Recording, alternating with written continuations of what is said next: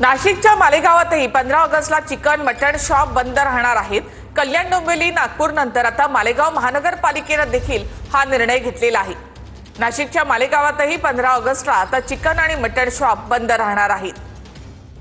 सगळ्यात आधी कल्याण डोंबिवली महापालिकेने हा निर्णय घेतला, त्यानंतर त्यापाठोपाठ नागपूर महापालिकेने देखील हा निर्णय घेतलेला आहे आणि आता नाशिकच्या मालेगाव महापालिकेने सुद्धा 15 ऑगस्टला चिकन मटण शॉप बंद ठेवण्याचा निर्णय घेतलेला आहे।